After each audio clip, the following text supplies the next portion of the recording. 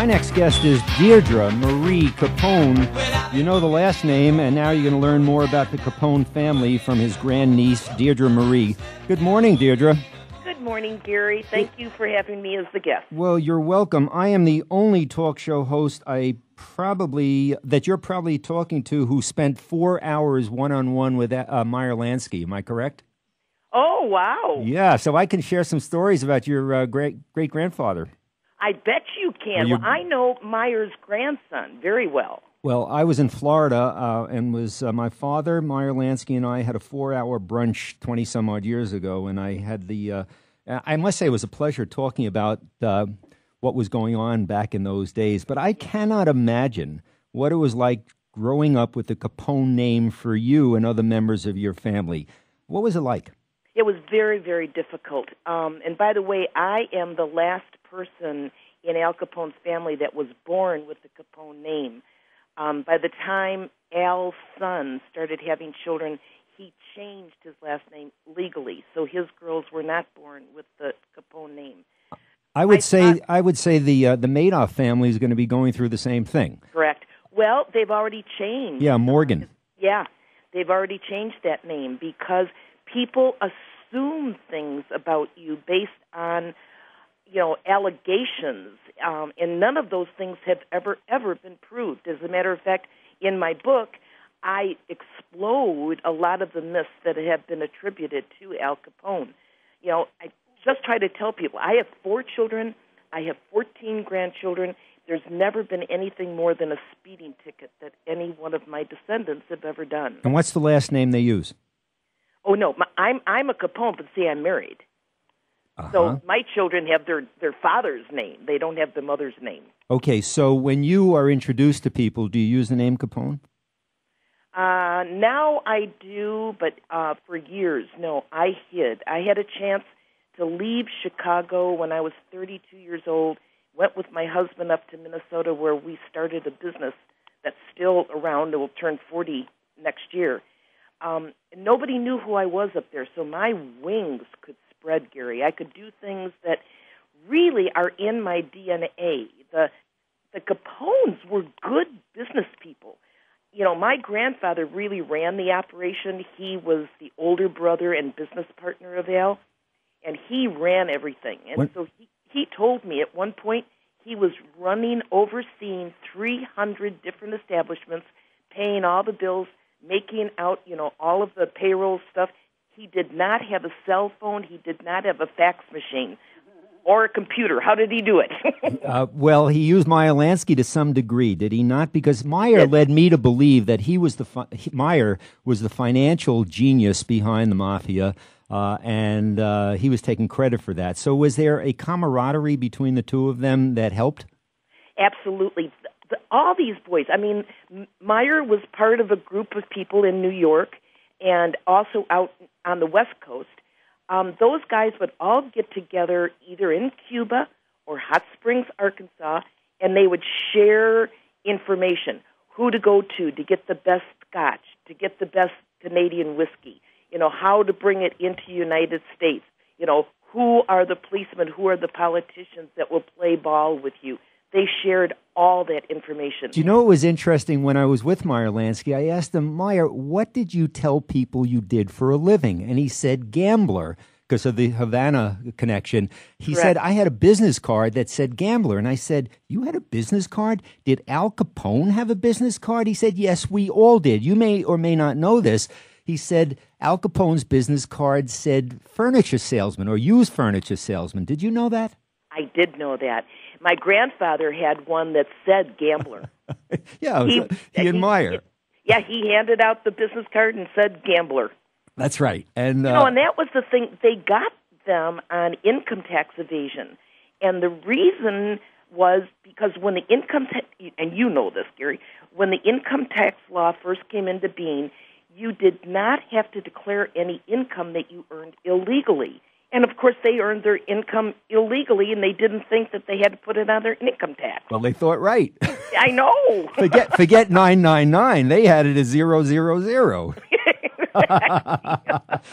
Well, there were people in the family who were really embarrassed by the name. In fact, one of your relatives committed suicide. Was it your dad? My dad.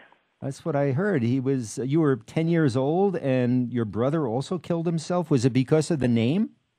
Well, my brother really didn't have a strong constitution. It turns out that really my brother was my half-brother. He didn't really have Capone blood in his veins. But my father, he was earmarked to play in the Capone family what John Fitzgerald Kennedy, Nelson Rockefeller, Gerald Ford played in those families. He was going to bring respectability back to the Capone name. Went all through good schools, Notre Dame, Loyola, passed the bar, but the Chicago Bar Association would not allow him to practice. Yeah, let's remember Joe Kennedy was not a saint.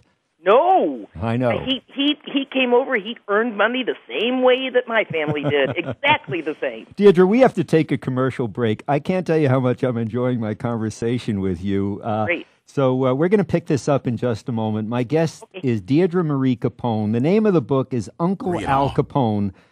So I suggest you pick it up. We'll be back with Deirdre in just a moment.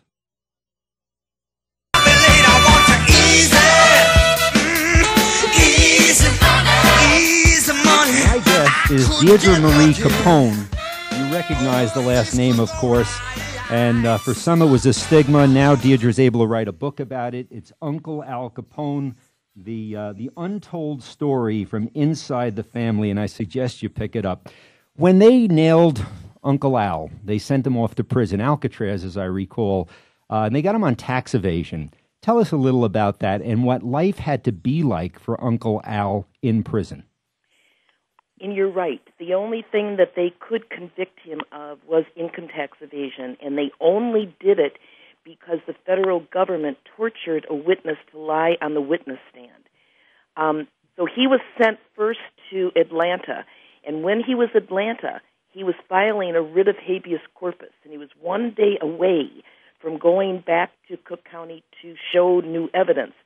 When President Hoover got in touch with the new warden at Alcatraz and said, you want to attract a lot of attention, transfer Al Capone out there and all the media all over the world will cover it. And that's exactly what happened. So was he treated like royalty at Alcatraz, or was he kind of special treated in a negative way? He was not treated as royalty out on Alcatraz. He was treated as royalty in Atlanta. And that bristled, the hair and the head of the people in charge, that he was given such special treatment.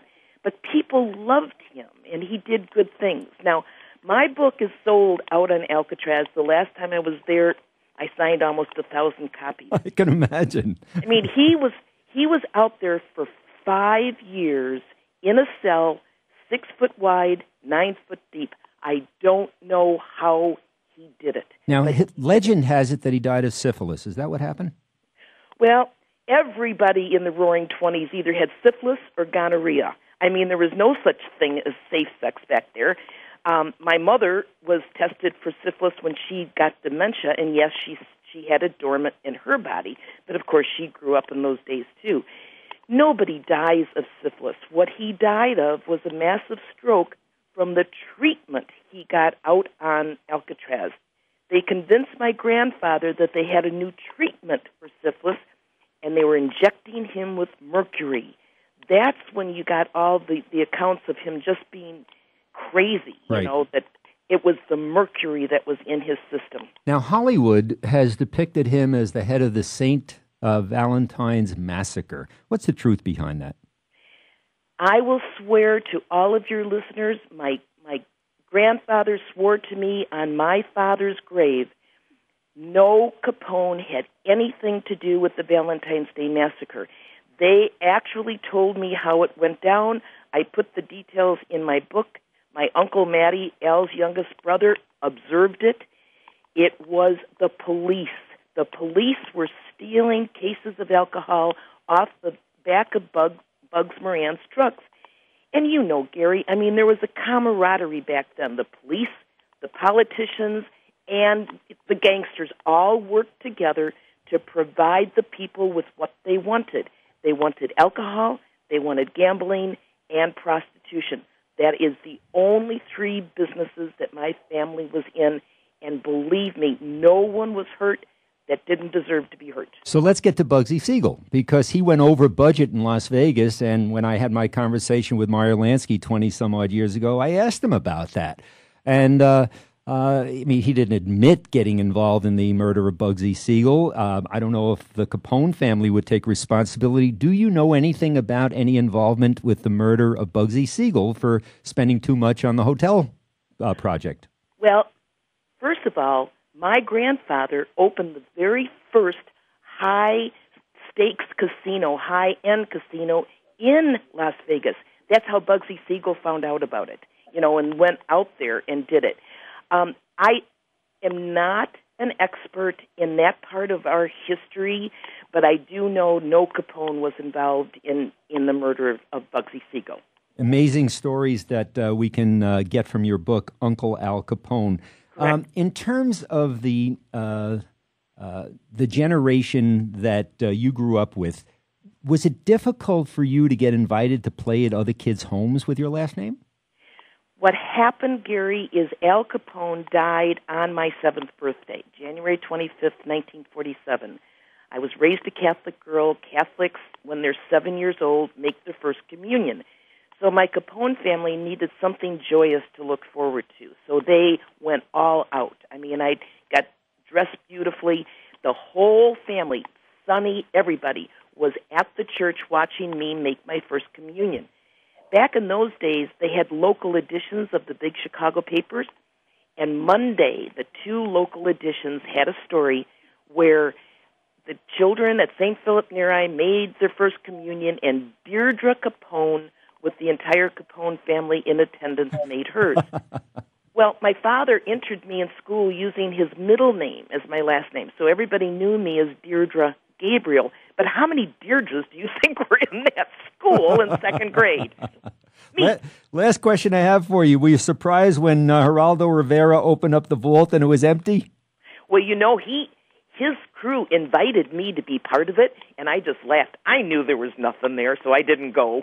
What a wonderful opportunity this is to people to learn about the Prohibition area. I wish we had another hour, actually another 3.5 hours like I had with Meyer Lansky. Anytime, Gary, I'd be happy to. Well, maybe we'll have lunch at Portillo's. I love Portillo's in Chicago. Portillo's is great. I know, but if I'm in Chicago, I'll get in touch with you and vice versa. Deirdre Marie Capone, it's been a pleasure. And ladies and gentlemen, Uncle Al Capone is the book. I hope you enjoyed the interview, ladies and gentlemen, as much as I did having it. Deirdre, thanks so much. Thank you, Gary.